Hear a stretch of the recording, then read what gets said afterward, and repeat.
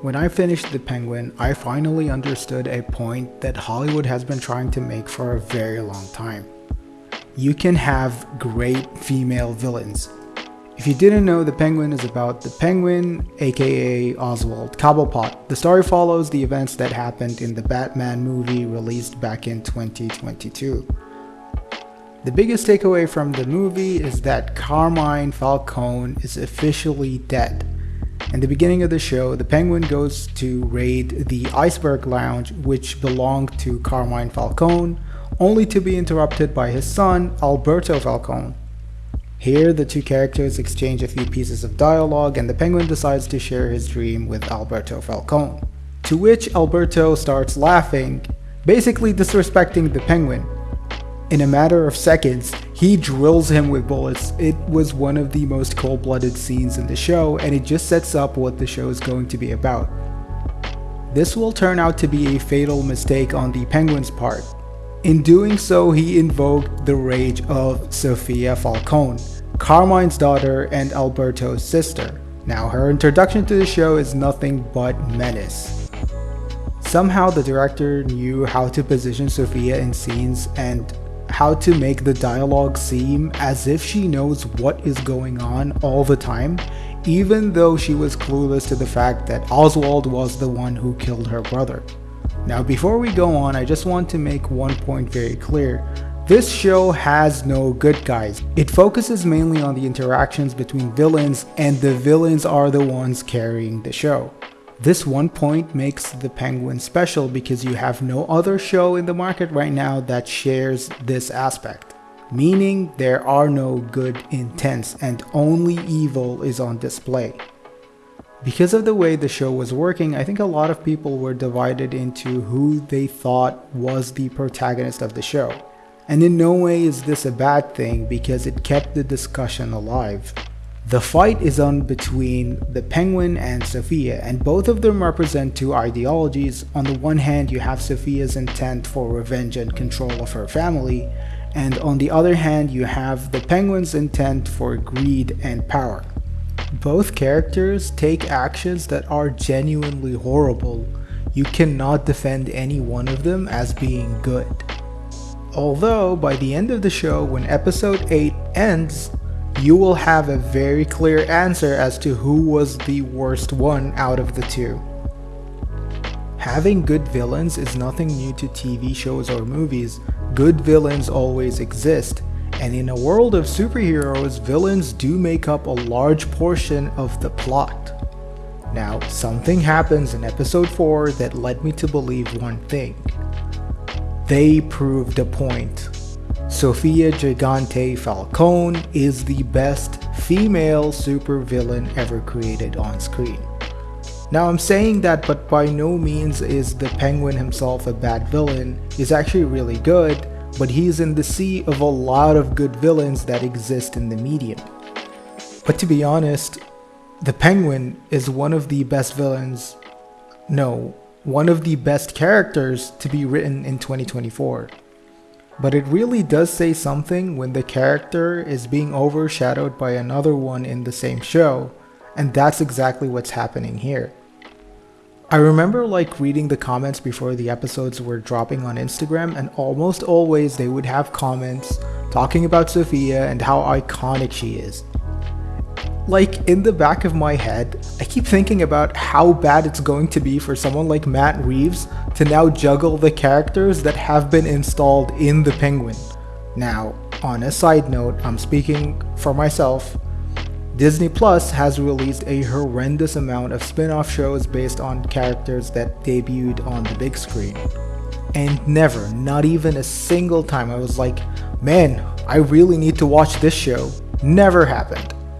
The only superhero that I remotely cared about was probably Moon Knight, and when the show was released, for some unbelievable reason, I was like, yeah, it's probably gonna suck, and then I didn't watch it. I'm bringing up Disney because they have been actively trying to create compelling female characters, but they never actually hit the mark. You can watch the movie and walk out 10 minutes later, you will forget who they are, what they did, and why were they good or evil to begin with. The only good examples I could think of is probably Nebula. She eventually became one of the Guardians, so her story wasn't written in a way to make her completely evil. And the other character would definitely be, I think a lot of people would agree with me on this one, is Hela from Ragnarok. But because of the director Taika Waititi, the full weight of her villainous past didn't take effect. And if any one of you was fishing for me to say Scarlet Witch, fuck no. Scarlet Witch by the end is not even a villain, but just a confused person, and it makes it even worse. Sophia is special in the sense that she was a genuinely good person in the family. In Carmine's crime empire, she was one of the people that were genuinely good, and when she was trying to do the good thing, she was outed by Oswald, and it starts the chain of events that would make her end up in Arkham. And by the way, the torture scenes and the shock therapy that she was getting, all those scenes are so uncomfortable to watch, and then you think, oh, this character had to live through 10 years of this. So when she eventually does come out of Arkham, you will understand her need for revenge. Like I said before, episode 4 was the culmination of those desires. Now, spoiler warning, I'm about to spoil a very big plot point in episode 4. Sophia Falcone's actions, accompanied with the Penguins, wipe out the two biggest crime families in Gotham.